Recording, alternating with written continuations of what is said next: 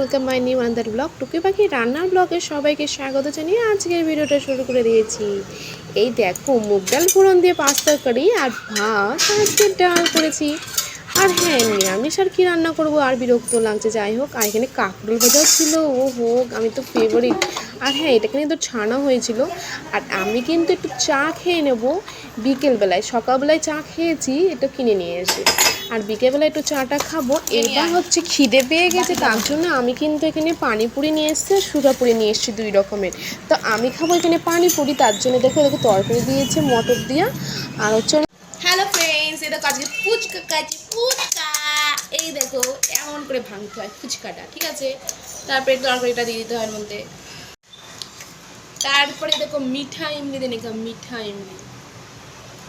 उसके बाद ये पानी देने का और खाने का ऐसे।